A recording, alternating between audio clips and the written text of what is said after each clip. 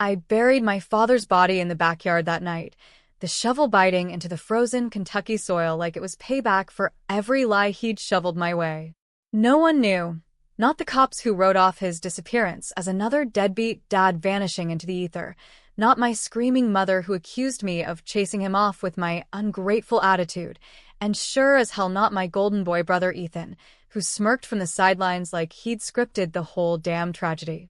I was 23, fresh out of community college with a barista gig that barely covered my ramen, and in one swing of that pickaxe, not the shovel, forgive the poetry, I'd become the family's scapegoat, the black sheep they could blame for dad's gambling debts and the foreclosure notice slapping our trailer park doorstep. It started with a phone call from the bank, cold as a Louisville winter. "Miss Whitaker?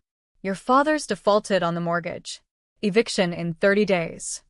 I'd been crashing on the sagging couch, dodging Mom's cigarette haze and Ethan's endless parade of business associates, shady types in knockoff polos who smelled like cheap cologne and cheaper weed.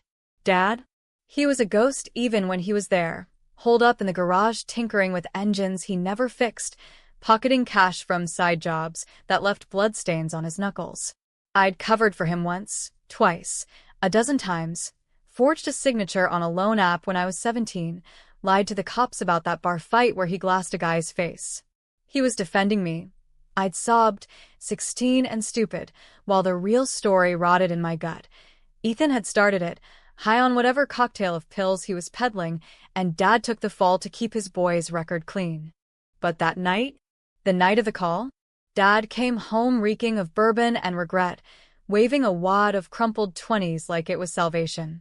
"Fixed it, Hazel. Borrowed from a buddy. We're good." Except we weren't. The money was hot, stolen from one of Ethan's associates, a low-level enforcer for the Harlan County crew who'd been shaking down truckers on I-64. Dad thought he was Robin Hood. I knew it was suicide. By midnight, the trailer door rattled like Judgment Day, and in burst Frankie, the fist Malone.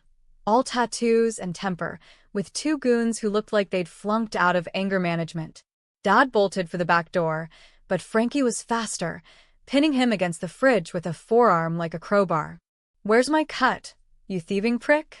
I froze in the hallway, heart hammering louder than Mom's shrieks from the bedroom where she'd barricaded herself with a bottle of gin. Ethan? Nowhere.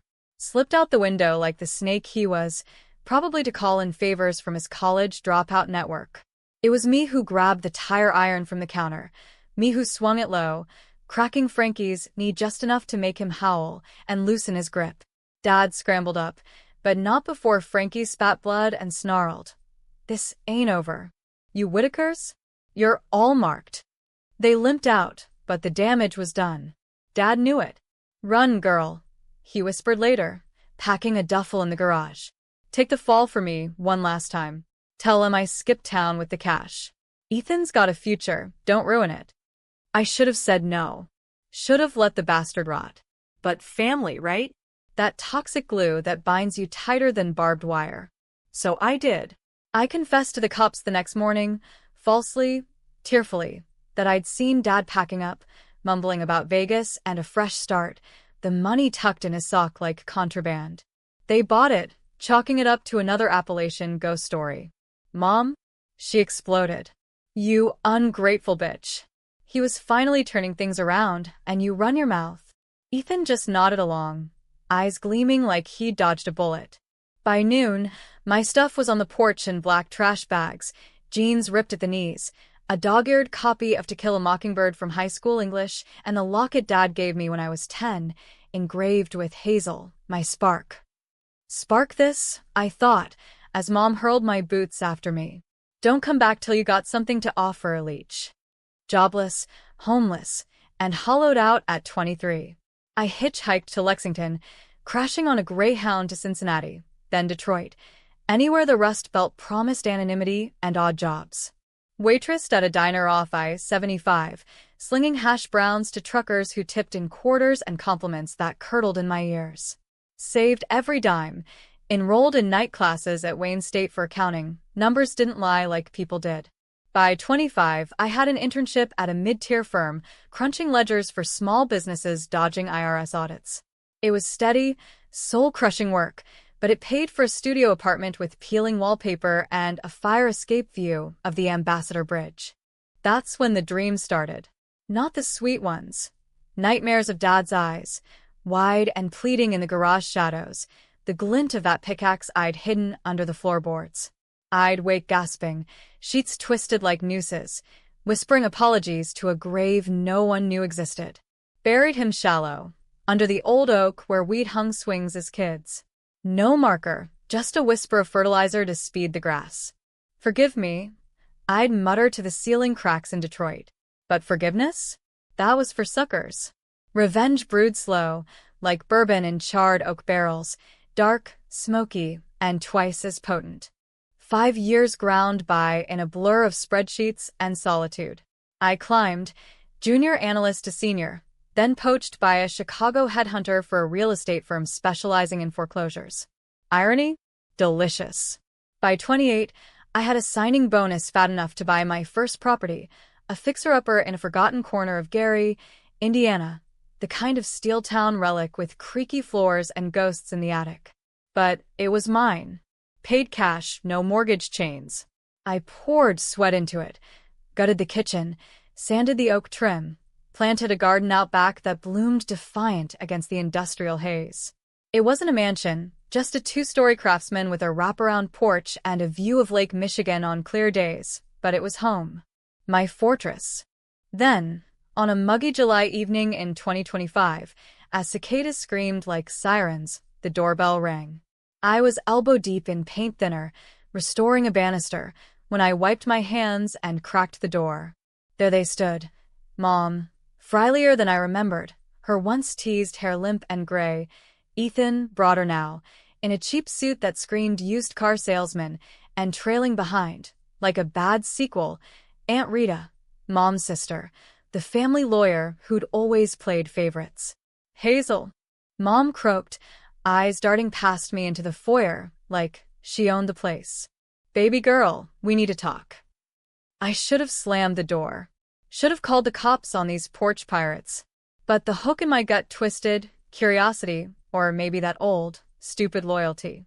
Talk, I said, voice flat as the Indiana plains, blocking the threshold with my body. Ethan stepped forward, that same smirk from 5 years back, now etched deeper by whatever cons he'd run. It's Dad, Has. We think. We know where he is. And this house? It's his. By rights. The air thickened, humid and heavy, as thunder grumbled distant over the lake. Rights? After they tossed me like yesterday's trash? I laughed, a sharp, brittle sound that echoed off the siding. Get off my porch. Now. But they didn't budge. Aunt Rita unfolded a manila envelope, yellowed edges fluttering like surrender flags. Your father deeded this property to the family trust before he left. Forged documents or not, it's legally ours. We're here to reclaim it. Forged. The word hung there, a noose tightening. Because I knew the truth. Dad had never owned anything but debts. But me? I'd forged the end of this story myself. Welcome home, Whitakers. Let's see how deep the betrayal runs. They didn't leave that night. Not without a scene that could have starred in one of those true crime podcasts Mom devoured back in the trailer. Midnight in the Holler, her favorite, with episodes about kinfolk turning feral over inheritances. Ethan muscled past me into the foyer, his wingtips scuffing the fresh poly on the hardwood I'd laid myself, while Mom clutched her purse like a shield, murmuring prayers under her breath. Aunt Rita. She was all business, slapping that envelope onto my drop-leaf table like a gauntlet. Read it, Hazel.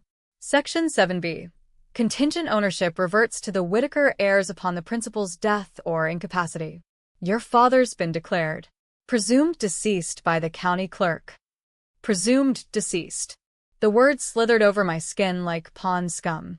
I snatched the papers, scanning the legalese through a haze of rage and revelation.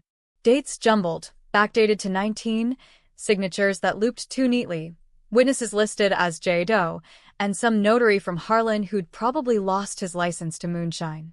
It reeked of Ethan, my brother, the charmer who'd talked his way out of juvie, into community college on a hardship scholarship, and now, apparently, into probate court. This is bullshit. I spat, crumpling the edge. Dad never owned this place. Hell, he never owned the trailer. Bank repoed that before I hit puberty. Ethan leaned against the kitchen archway, arms crossed like he was appraising a junker Chevy. Times change, sis. Dad had dreams. Big ones. He invested quiet like, flipped a couple properties up in Michigan before the crash. This Gary gem? Part of that portfolio. You just stumbled into it. Stumbled. As if I hadn't clawed through foreclosures, bid against flippers in fluorescent-lit auctions, poured my 401k seed money into inspections and permits. As if the calluses on my palms were from daydreams, not demo days. Mom sank onto the ottoman I'd reupholstered in thrift store leather, her eyes, blue like mine, but faded, pleading. We're not here to fight, honey. Ethan's got a family now. Little ones. And me.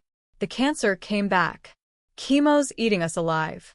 This house could be collateral, sell it, split the proceeds. Fair's fair. Cancer. The word punched low, below the belt. I'd sent postcards over the years, and signed, from Detroit, then Chicago, slipping 20s into birthday cards for her treatments.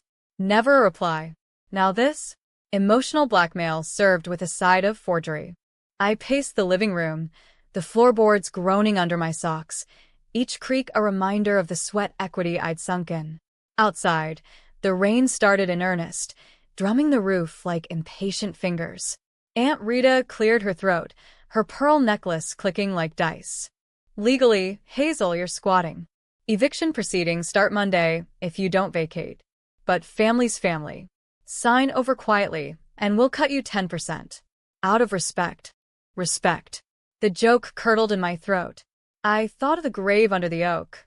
Wait, no oak here in Gary, just a scraggly maple I'd planted last spring. Dad's bones were back in Kentucky, fertilizer for bluegrass. No one mowed anymore. I'd borne his sins. The lies to cops, the cover for Ethan's debts, the swing that ended him when he begged. Make it quick, girl. For the family. For the family. And now they waltzed in, claiming my sanctuary as spoils. Get out, I whispered, then louder, voice cracking like thunder. Ethan chuckled low, patronizing, until I lunged, shoving him toward the door. He stumbled, catching the newel post, splintering the varnish I'd just touched up. Jesus, ass. You always were the violent one. Violent. Pot, kettle, brother dear.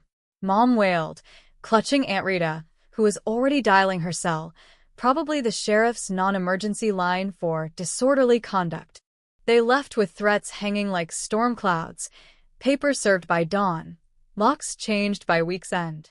I bolted the door, slid down against it, breath ragged. The house, my house, felt violated, echoes of their voices lingering in the rafters. Sleep? Not that night. I brewed coffee black as midnight, spread the forged docs across the table, and started digging. Not with a shovel, with my laptop, VPN routed through Toronto for anonymity, scouring public records, LexisNexis proxies, even dipping into dark web forums where ex-cons swapped notary hacks. By 3 a.m., threads unraveled. The Harlan notary? Bribed. Ethan's signature on a wire transfer from a shell account. The investment portfolio? Smoke. Dad's name slapped on a LLC that traced to Ethan's college roommate, a sleazy realtor who'd gone belly up in 20. And the death certificate? Filed last month, presumed after a tip from an anonymous source, me maybe? No, Ethan's play, staging a tip line call to grease the probate wheels, all to snatch properties like this one, which he'd scouted via Zillow alerts on Whitaker surnames. My brother wasn't just a con. He was a spider, web spun from family ties, every thread leading back to me as the fly. Dawn broke gray over the lake, painting the kitchen in steel tones. I texted my boss, a no-nonsense broad named Carla, who'd mentored me through my first audit, resigned effective immediately. Family emergency. Keep the bonus. Then I called a locksmith, a PI buddy from Detroit days, and a lawyer in South Bend who specialized in elder fraud. But revenge? That was personal. I drove back to Kentucky that afternoon, windows down, wind whipping my hair like freedom's lash. The trailer park was a ghost town, overgrown lots, for sale signs faded to skeletons. Mom's double wide, rented out to a family of 6, kids' bikes chained to the steps. I parked under the old oak, now leaning like a drunk against the wind. The grass had grown wild, but I knew the spot, slightly raised, a depression after last winter's thaw. Shovel from the trunk, the same one from 5 years back, rusted but reliable. I dug slow, methodical, dirt kicking my nails like old blood. 3 feet down, the burlap sack emerged, brittle and earth-stained. Dad's face, leather tough, frozen in that final plea. I sat there till dusk, smoking a cigarette I bummed from a passing trucker, whispering the truths I'd buried with him. Ethan's first deal, pills laced with fentanyl that OD'd a classmate. Dad's cover-up, beating the kid's dad to silence. My swing, mercy or murder. Gray areas, all of them. Back in Gary by midnight, package in the trunk, bones wrapped fresh, labeled Exhibit A. Paternal remains, cause TBD. Ethan's next move? Foreclosure filing, bluff called. Mine? Autopsy request, anonymous, routed through the PI. Let the lab techs puzzle the blunt force trauma, the timeline mismatch. Let the headline scream. Whitaker heir presumed dead, but was he murdered? Controversy? I'd serve it piping hot, with a side of sibling sabotage. But as I hosed the shovel in the backyard, rain mixing with mud in the flower beds, doubt crept in. Mom's cancer, real or ruse? Ethan's family, innocent pawns or accomplices? And me, avenger or monster, unearthing sins to bury others deeper? The house creaked around me, walls whispering warnings. Too late to turn back. The game's afoot, and in America, revenge isn't just a dish, it's the whole damn buffet. The eviction notice hit my inbox Monday morning, PDF stamped with Aunt Rita's firm logo, a gavel crossed with a family tree, irony thicker than Chicago fog. Vacate by 5 p.m. Friday or face sheriff's removal. I printed it, pinned it to the fridge with a magnet shaped like the Indiana state outline, my territory, not theirs. Then I texted Ethan. Porch. 7 p.m. Bring the forgers. No lawyers. He replied in minutes. Finally seeing reason? See you then. Reason? If only he knew the unreason brewing in my veins, hot as lake effect fury. I spent the day prepping. Security cams looped to my phone, a GoPro hidden in the ficus by the door, recording every smirk and slight. The PI delivered, discreet drop at the coffee shop down the block, files on Ethan's empire, a string of LLCs flipping distressed properties, half legit, half laundered through family trusts. Mom's medical records? Spotty, chemo bills unpaid, but no recent scans. Bluff or desperation. Didn't matter. By evening, the house smelled of pot roast, my grandmother's recipe, the one Dad loved, slow-cooked in the oven like a Trojan horse. Comfort as weapon. They arrived at 7:05, Ethan leading like a pack alpha, Mom trailing with a Tupperware of her famous deviled eggs, peace offering or poison. Aunt Rita hung back on the steps, phone in hand, probably live-streaming to her paralegal. Hazel, Ethan boomed, clapping my shoulder too hard. Good call. Let's hash this out, family style. I led them to the dining table, cleared of forgeries, set with mismatched china from estate sales. Wine poured, red, bold California cab, to loosen tongues. We ate in brittle silence at first, forks scraping like accusations. Mom picked at her plate, eyes downcast. Mr. Cooking, baby. Reminds me of before the swing, the grave, the exile. Inedit, swallowing bile. Before Dad invested us into oblivion. Ethan snorted, midway through his second glass. Ancient history has.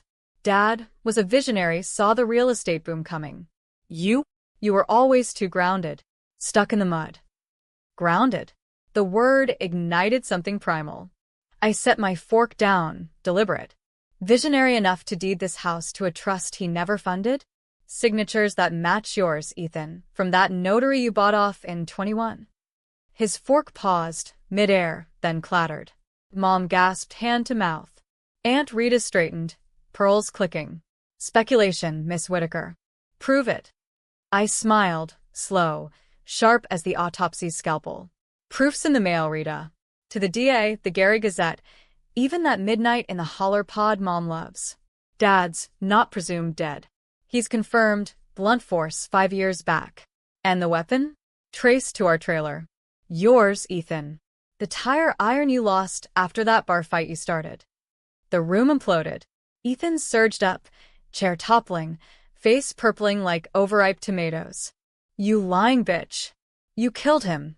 You always hated him for choosing me. Choosing. There it was, the venom core. Mom sobbed, real tears now. Deviled eggs forgotten. Ethan, no, Hazel wouldn't. But she trailed off, eyes flickering to me with that old doubt, the same that exiled me. Aunt Rita bolted for the door, phone to ear. Sheriff, yes, assault imminent, but I blocked her, calm as a coroner's report. Call M. Tell M about the bones in my trunk. Or the trust docs with your notarization. Rita, same Harlan hack. She froze, calculating. Ethan lunged then, hands around my throat, not hard, but enough to trigger the GoPro's audio. You think you're smart, sis? I built this, flipped 10 houses on Dad's name while you slaved at desks. He begged me to finish it after you. After I swung. The admission hung, recorded, damning. Mom wailed, collapsing forward. Finish what? Oh God, boys, what did you do? Ethan whirled on her, mask cracking. Protected us. Dad took the fall for my deals, fentanyl cuts, yeah, but profit, Ma. Profit to save this family. Hazel? She ended him when he wouldn't sign over the last deed. Mercy kill, she called it. For us. Lies layered on half-truths, a Whitman family specialty. I twisted free, gasping, but didn't strike back. Not yet. Mercy? He begged because you framed him for your OD cover-up. The kid who died, Ethan. Classmate from high school.